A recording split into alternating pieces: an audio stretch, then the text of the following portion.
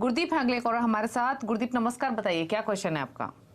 35 years इनकी as है, फिलहाल 34,000 की एसआईपी चल रही है इनकी म्यूचुअल फंड्स में। इसके अलावा पीपीएफ में 7 लाख का निवेश है, एनपीएस में 5,000 मंथली ये डाल रहे हैं, और साथ ही ईसॉब्स में भी इनका 6 लाख का निवेश है। इक्विटी में भी ये मंथली एसआईपी कर रहे हैं। म्यूचुअल फंड पोर्टफोलियो की बात कर लेते हैं।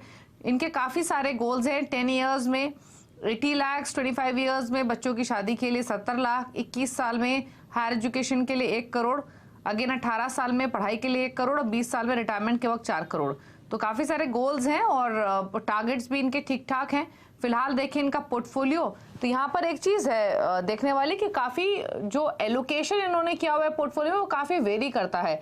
किसी फंड में ये सिर्फ 1500 डाल रहे हैं, तो किसी फंड में 10,000 की भी इनकी इन्वेस्टमेंट है। पराग पारिक फ्लेक्सी कैप में 10,000, एक्सिस स्मॉल कैप में 8,000, PGM India mid cap opportunities में 5,500, मेरे एसेट इमर्जिंग ब्लू चिप में 4,000, एसबीआई स्मॉल कैप में 1,500 और यूएस इक्विटी म्यूचुअल फंड में 5,000। तो बताइए इनका पोर्टफोलियो प्लस इनके मल्टीपल गोल्स पर आपकी राय। फिलहाल जो इनकी टोटल एसआईपी की वैल्यू है वो 34,000 के आसपास है।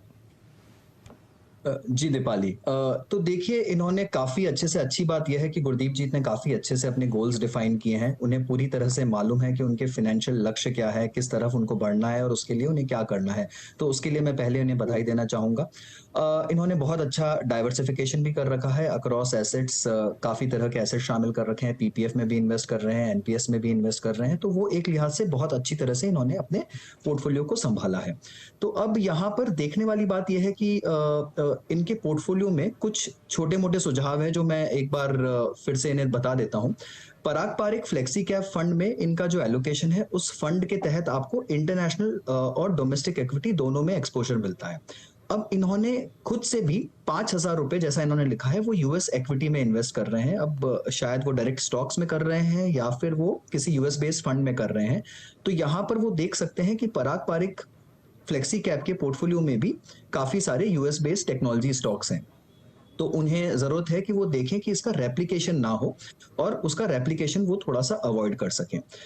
दूसरी बात ये कि मिड और स्मॉल कैप कैटेगरी में इन्होंने काफी अच्छा सिलेक्शन कर रखा है, कंसिडरिंग कि इनके गोल्स सारे लॉन्ग टर्म है, तो वो उन्हें कायम रखना चाहिए। स्मॉल कैप में भी इनका सिलेक्शन काफी अच्छा है। और जो सिप्स हैं इनके, अब देखिए फ्यूचर, इनके जो गोल्स हैं, जो फ्यूचर वैल्यूज इन्होंने दे रखी हैं, उसके हिसाब से मुझे लगता है कि इनकी जो रकम इन्हें इकट्ठी करनी है वो काफी कम पड़ जाएगी, जिस तरह से इन्होंने अपने गोल्स डिफाइन किए हैं। अब यहाँ पर इन्हें अगर अपने सारे गोल्स मीट करने हैं तो इन्हें जो इक्विटी का एसआईपी है उसे धीरे धीरे बढ़ाकर 71,000 तक ले जाना पड़ेगा। तभी जाकर ये अपने सारे जो लक्ष्य हैं दूरगामी, उन्हें पूरी तरह से हासिल कर पाएंगे। यहाँ पर भी बहुत सारे अलग अलग कॉम्बिनेशंस बनते हैं दीपाली, और हमने आपके माध्यम से वो कैलकुलेशंस आपको भेजी हैं, तो आप चाहें तो आगे गुरदीप जी को शेयर कर सकते हैं। और उसमें अगर ये डेट और एनपीएस में से विड्रॉ करते हैं पहले, और इक्विटी को लंबी अवधि तक चलने लेते हैं, यानी कि इक्विटी के गोल्स को लास्ट में विड्रॉ करते हैं, तो ये 63-64,000 की एसआईपी से भी इनके पोर्टफोलियो में काम चल जाएगा। बट सोचने वाली बात ये होगी कि इन्हें धीरे धीरे अपने एसआईपी की रकम को बहुत ज्यादा बढ़ाना होगा, बिकॉज इनके गोल बहुत बड़े हैं। हालांकि इनके पास टाइम काफी है और ये धीरे धीरे उस रकम की तरफ अच्छे से बढ़ सकते हैं।